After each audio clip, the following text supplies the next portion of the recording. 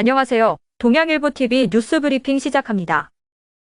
16일 윤석열 대통령이 일본 도쿄에 도착해 1박 2일의 방일 일정에 돌입했습니다. 윤 대통령은 이날 오전 김건희 여사와 함께 도쿄 하네다 공항을 통해 입국했는데요. 이번 방일은 실무 방문 형식입니다. 윤 대통령은 도쿄에서 제1동포들과 오찬을 하며 첫 공식 일정을 시작했는데요. 이번 방일을 계기로 4년 가까이 이어져 온 일본에 대해 한국 수출 규제도 풀렸습니다. 산업통상자원부는 이날 일본이 반도체 소재 세계 품목을 대상으로 한국에 대한 수출 규제를 해제하기로 했다고 밝혔는데요. 일본 정부의 수출 규제 해제와 동시에 한국은 WTO 제소를 취하하면서 분쟁 절차를 끝내기로 했습니다. 또 전국경제인연합회와 게이달레는 이날 오후 공동 기자회견을 열고 미래 파트너십 기금을 창설한다고 발표했습니다. 전경련과 게이달레는 지난 6일 한국 정부의 징용해법 발표를 계기로 기금 조성 방안을 검토해왔는데요. 한일 미래 파트너십 기금은 김병준 전경련 회장 직무대행이, 이란 미래 파트너십 기금은 도쿠라 마사카즈 게이달렌 회장이 맡게 됩니다. 김병준 회장 직무대행은 기자회견에서 강제징용 대상 소송의 피고 기업이 기금 조성에 참여하느냐는 취지의 질문에 개별 기업이 출연하는 것이 아니라 전경련과 게이달렌이 출연해서 일단 시작한다며 개별 기업 참여 여부는 각각 의사에 달렸다고 밝혔습니다. 북한이 한일 정상회담이 열린 16일 대륙간 탄도미사일을 발사했습니다.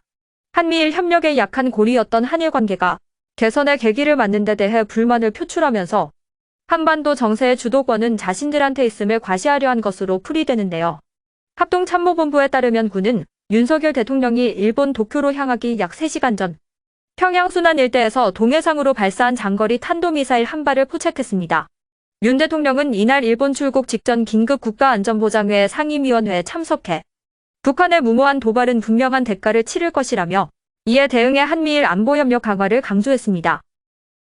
김영환 충북지사가 16일 기자회견을 열고 지난 7일 올린 페이스북 글 중 기꺼이 친일파가 되련다 라는 발언으로 도민들께 심려를 끼친 것에 죄송한 마음이라고 밝혔습니다. 본인이 진짜 친일이라면 바보가 아닌 이상 스스로를 친일파라고 말하는 사람은 없을 것입니다.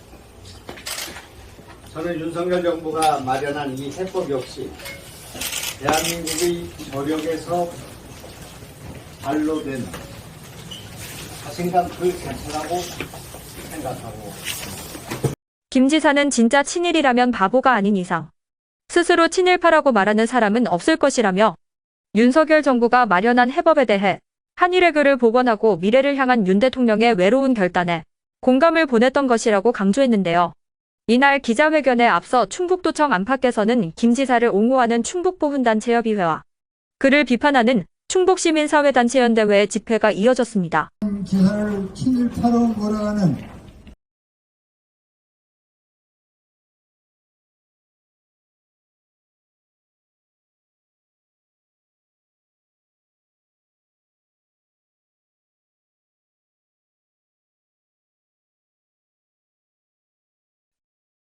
동양일보 이종인 기획관리국 독자관리부 차장이 대한민국 지방신문협의회 우수사원상을 받았습니다. 16일 대신협은 정기총회를 갖고 이 차장을 비롯한 29명에게 회원사 우수사원상을 수여했는데요. 이날 정기총회는 동양일보를 비롯한 23개 회원사 대표들이 참석했고 대신협 사장단은 회장에 김중석 강원도민일보 회장을 재선임했습니다. 사장님 카메라 보시면 되겠습니다. 네. 좋아요. 우리 사장님 카메라 보시면 되겠습니다. 통계청이 2022년 혼인, 이혼 통계를 발표했는데 지난해 혼인 건수가 1년 전보다 더 감소하며 역대 가장 적은 수치를 기록했습니다. 만혼 경향이 짙어지며 남녀의 초혼 연령은 가장 높았는데요. 작년 혼인 건수는 19만 1,700건으로 통계 작성이 시작된 1970년 이후 가장 적은 수치입니다. 통계청 이명일 인구동향과장은 25세에서 49세 연령 인구가 계속 줄어 인구 구조적인 측면에서 건수가 감소하는 부분이 있고 혼인에 대한 가치관의 변화도 감소 이유 중 하나라고 설명했습니다. 지난해 평균 초혼 연령은 남자가 33.7세, 여자가 31.3세로 1년 전보다 각각 0.4세, 0.2세 상승했는데요. 역시 관련 통계 작성 이후 가장 높은 수준입니다. 통계청은 혼인 감소가 향후 출생률 감소에도 영향을 미칠 것으로 전망했습니다. 지금까지 동양일보 뉴스 브리핑이었습니다.